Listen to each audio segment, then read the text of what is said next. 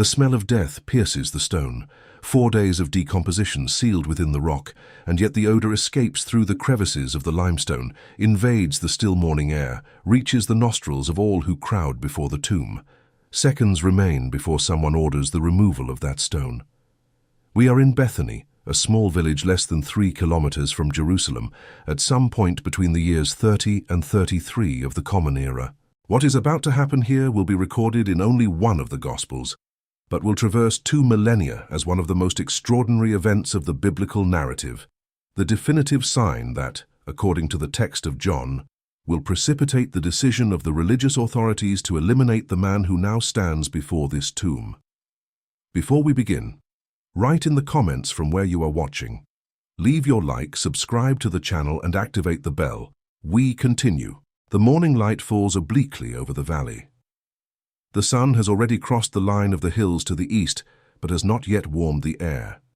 There is a cold characteristic of the mountainous region of Judea, that dry cold that makes the skin tighten and the eyes water. Before the sepulchre excavated in the rocky slope, a crowd presses together. Professional mourners, hired according to custom, still perform their ritual laments in high-pitched and repetitive tones. Neighbors from Bethany, acquaintances coming from Jerusalem to console the 2 grieving sisters, and at the center of it all, a man who arrived too late to save his friend, or so it seems to all present. No one there understands what they are about to witness. Before we continue, write in the comments from where you are watching. Leave your like, subscribe to the channel, and activate the bell. We continue. To reconstruct this morning, one must first understand the place. Bethany. In Hebrew, BETHANY, which some scholars translate as House of Affliction or House of the Poor. Others suggest House of Dates, a reference to the palm trees that dotted the region. The village occupies a strategic position on the eastern slope of the Mount of Olives, on the path that connects Jerusalem to Jericho. It is not a city, it has no walls. It is a cluster of limestone houses, some with 2 stories, most single-story, with flat roofs where families dry fruits and grains under the Judean sun. Modern archaeology confirms the existence of this village in the Second Temple period. Excavations conducted since the 19th century in current Al-Azariah, an Arabic name derived from Lazarium, the Latin form of Lazarus, revealed domestic structures, cisterns, wine presses, and, crucially, tombs excavated in the limestone rock, dating precisely to the 1st century. The type of sepulchre described in the Gospel of John corresponds exactly to the Jewish funerary pattern archaeologically documented in this region and this period. What is seen around are rolling hills covered by sparse vegetation. Centenary olive trees dot the slopes, their twisted trunks witnessing generations. Fig trees still without fruit at this time of year. Fields of barley and wheat in varying stages of growth, depending on the exact month. The landscape is predominantly ochre and grayish-green, the characteristic colors of Judea before the autumn rains or just after those of spring. The sky is a deep blue, almost violet in the early hours of the morning, clearing progressively as the sun gains height. Life in Bethany, as in any Jewish village of the period, is organized around predictable rhythms. Women wake before dawn to fetch water at the community well, carrying ceramic jars on their heads or resting on their hips. Men go out to the fields or to their trades. The sound of stone millstones grinding grain echoes from the houses, mixing with the bleating of goats and sheep in the adjacent pens. The aroma of bread baking in clay ovens permeates the narrow alleys. Children run between the constructions, their bare feet raising small clouds of dust from the packed earth floor. But on this specific morning, the routine is suspended. The house of Lazarus, Martha, and Mary is in mourning. 4 days ago, a man died in this village. Not just any man, a known man, beloved. A man whose house served as a stopping point for an itinerant rabbi from Galilee and his followers whenever they passed through the region. The news of the death spread quickly. Messengers were sent. Visitors arrived from Jerusalem, only 15 stadia away, the equivalent of approximately 3 kilometers, a walk of less than an hour. The Jewish custom of the period prescribes a rigorous and structured mourning. The 7 initial days, known as Shiva, Require that family members remain at home, sitting on low seats or on the floor, receiving visitors who come to offer consolation. Women loosen their hair. Men leave their beards unshaven. No one works. No one cooks. Neighbors and visitors bring food. Professional mourners are hired to intone laments, a service considered essential even for the poorest families. The later Talmud will record that even the poorest man in Israel should guarantee at least 2 flute players and 1 professional mourner for the funeral of his wife. The tomb where Lazarus was deposited follows the architectural pattern of the region, a chamber excavated horizontally into the limestone rock with a low entrance that requires bowing to enter. Inside, lateral niches or stone benches where the bodies are deposited, wrapped in linen strips and aromatic spices. The entrance is sealed by a circular or rectangular stone, heavy enough to require the effort of several men to move it. This stone serves multiple purposes: to protect the body from animals, to contain the odor of decomposition, and to clearly mark the site as impure according to Jewish ritual law. 4 days. This temporal detail, recorded explicitly in the text of John, carries a weight that contemporaries understood immediately. There was a widespread belief in the Judaism of the period that the soul remained near the body for 3 days, hopeful of returning.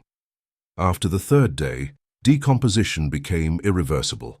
The soul departed definitively, and any hope of natural resuscitation was abandoned. 4 days mean that, for any observer of the 1st century, Lazarus is irrevocably dead. There is no ambiguity. There is no possibility of diagnostic error. There is no chance of an awakening from coma or catalepsy. Death is certain, complete, definitive. And it is precisely in this scenario of absolute certainty that the event will unfold. The religious and political context of Judea in this period is essential to understand what happens this morning. The region has lived under Roman occupation for nearly a century. Herod Antipas governs Galilee and Perea as tetrarch, while Judea and Samaria are under the direct administration of a Roman prefect, Pontius Pilate, in this specific period. The Temple of Jerusalem, magnificently reconstructed and expanded by Herod the Great, remains the absolute center of Jewish religious life. Sacrifices are offered daily. Pilgrims flock from all over the diaspora for the annual feasts. The high priest, at this moment, probably Caiaphas, son-in-law of Annas, exercises religious authority under Roman supervision. But there are deep tensions beneath the surface. Messianic expectations seethe among the people. Spiritual renewal movements proliferate. Pharisees and Sadducees debate questions of law and doctrine. Essenes live in separate communities, awaiting imminent divine intervention. Zealots preach armed resistance against Rome. And among the common people, there is a hunger for signs, for wonders, for some evidence that God has not abandoned his people. In this environment, a rabbi from Galilee has attracted crowds and controversies. His teachings challenge established interpretations. His acts, described as signs and wonders, generate admiration among some and suspicion among others. The authorities in Jerusalem monitor his movements. Some consider him a prophet, others a dangerous agitator. Some whisper that he may be the promised Messiah. Others warn that such claims will only bring the wrath of Rome upon the nation. This rabbi is a friend of the family from Bethany. The Gospel of John records explicitly that Jesus loved Martha, Mary, and Lazarus. Their house was a refuge, a place of hospitality and affection amidst the growing pressures of his public ministry. When Lazarus became gravely ill, the sisters sent urgent messengers. The message was simple and confident. He whom thou lovest is sick. Not an explicit request, just a piece of information loaded with implicit expectation. But the rabbi did not come immediately. The text of John records that he remained where he was for 2 more days after receiving the news. When he finally departed for Judea, his disciples protested. The region was dangerous. There were recent threats. To return, there was to risk his life. Even so, he came. And when he arrived at the outskirts of Bethany, Lazarus had already been in the tomb for 4 days. The news of his arrival preceded him.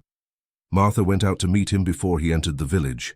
The biblical text records the encounter, the words exchanged, the declaration of faith, and the promise made. Mary remained at home initially, surrounded by the visitors from Jerusalem, until she was called. When she went to meet the rabbi, the consolers followed her, assuming she was going to the tomb to weep. And now, everyone is here. Before this stone, before this sepulchre, before this smell of death that no spice could completely mask. The group surrounding the tomb is diverse. There are the disciples who accompany the Galilean rabbi, men of different origins and temperaments, tense with the proximity of Jerusalem and the threats it represents. There is Martha, the practical sister, the organizer, the one whom the biblical text portrays serving and providing.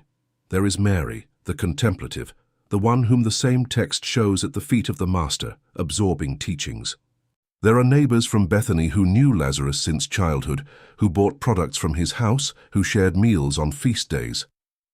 There are visitors from Jerusalem, some genuinely grieving, others perhaps curious about what the controversial rabbi would do in the face of his friend's death. The professional mourners continue their work, though with less intensity now. Their laments form a constant sonic backdrop, a melody of ritualized pain that permeates the entire scene. The sound is at once artificial and genuine, professional and moving. It is what is expected. It is what is done.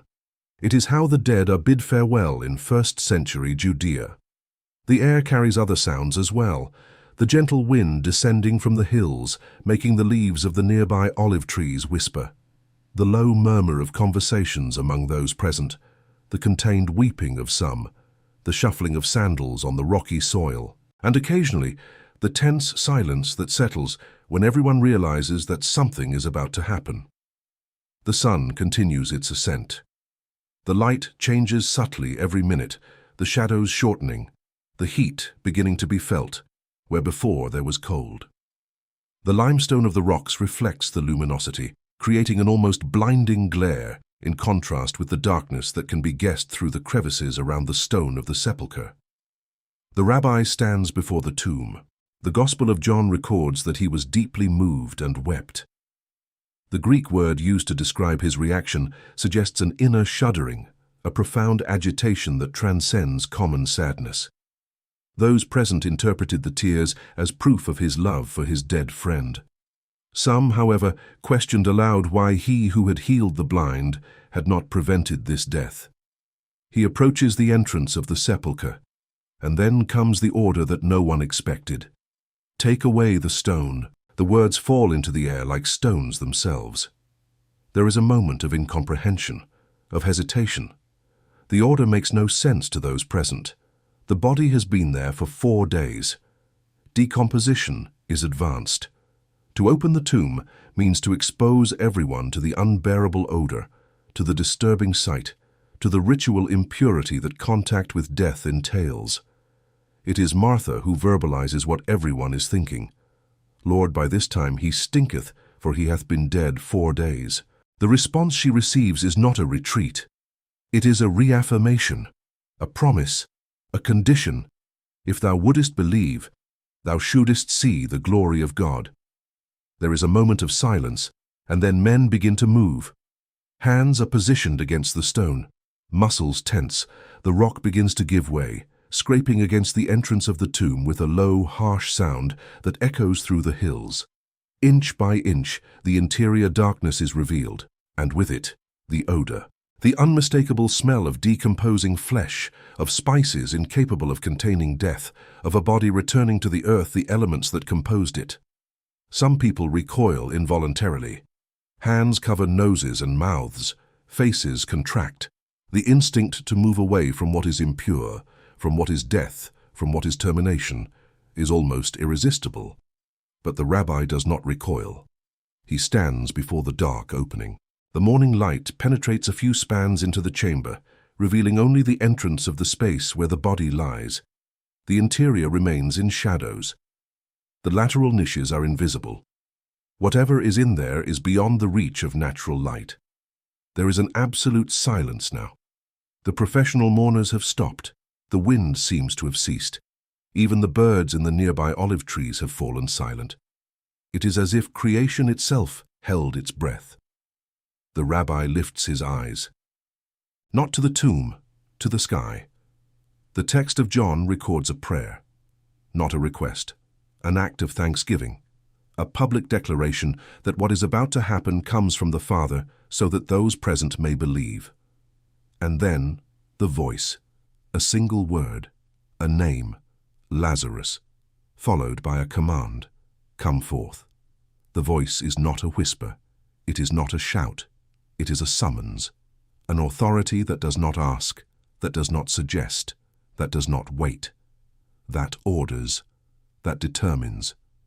That commands death itself. The seconds that follow are the longest that anyone there will ever experience. The silence is total. The darkness of the tomb is impenetrable. Nothing moves, nothing responds. And then, movement from the interior of the dark chamber. Something rises, something begins to walk. A form emerges from the darkness, step by step, approaching the light. Linen strips wrap the body, the hands, the face. Spices fall away with every movement. The odor changes, or perhaps only the senses of all present are collapsing, incapable of processing what they are witnessing. Lazarus stops at the entrance of the tomb, alive, standing, breathing. The man who was irrevocably dead, the body that already smelled bad. The soul that, according to all beliefs of the period, had already departed definitively. He is there, still wrapped in the burial cloths, but alive. The Gospel records the final order. Loose him and let him go. Trembling hands obey. The strips are removed. The face is uncovered. And there he is, Lazarus of Bethany, looking at his sister Martha, at his sister Mary, at the friend who arrived too late and at exactly the right moment, at a crowd that will never forget this dawn. What happened this morning reverberated immediately. The text of John records that many of the Jews who witnessed the event believed, but some went to the authorities in Jerusalem and reported what had occurred. The response was a meeting of the Sanhedrin, the Supreme Council, where the decision was made.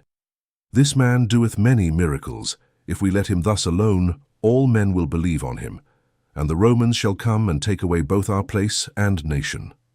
The death sentence was pronounced at that meeting, not only against the rabbi, but also against Lazarus. The resurrected man became a living proof, a walking evidence that could not be refuted. As long as he lived, the testimony of Bethany would remain incontestable. The site has been venerated since the early centuries. Christian tradition identifies the tomb of Lazarus in Alexandria to this day. A church was built over the site in the 4th century, replaced by another in the Byzantine period, then by a mosque in the Muslim period. Archaeologists confirm the existence of 1st century tombs in the area, compatible with the Gospel description. Pilgrims have visited the site for nearly 2 millennia, descending the 24 steps that lead to a chamber that tradition identifies as the original sepulchre. The event of Bethany occupies a unique place in the narrative of the Gospels. It is the last and greatest of the 7 signs recorded by John. It is the direct catalyst for the events that will lead to the crucifixion according to the same Gospel. It is the ultimate demonstration of authority over death before the rabbi's own resurrection, a few weeks later. Jesus wept, the text records, in the shortest verse of the Bible in many translations, and then he ordered death to reverse itself. For the early Christians, Bethany was proof and promise, proof that he whom they called Lord had power over the last enemy. Promise that the same voice that summoned Lazarus from the tomb would summon all who believe on the final day. 2,000 years later, the village still exists. The tomb is still visited. The story is still told. In churches around the world, the text of John 11 is read at funerals, in Lenten liturgies, in moments of mourning and of hope. Lazarus, come forth, became a symbol of every divine summons, of every call that breaks barriers that seem insurmountable. On that morning in Bethany, some people saw and believed. Others saw and sought to destroy him who performed the sign. The same evidence produced opposite responses. So it was then. So it continues to be. The open tomb remains as a question before every observer, through the centuries. The sun rose completely over the hills. The morning light became full daylight. The odor of death was replaced by something that no one knew how to name. And Lazarus of Bethany walked out of the darkness, into the light, into the embrace of his sisters, into a second life that would be marked by the weight and the glory of being living proof of a power that recognized no limits. The stone remains removed in the collective memory of humanity. Thus was the morning in Bethany. Thus it was recorded. Thus it is remembered. If this documentary illuminated your understanding of sacred history, subscribe to the channel. Activate notifications. Each episode is a journey to the past to understand the present. Leave in the comments. What other biblical moments would you like to see reconstructed? Share with those who seek to know the history behind the faith. Until the next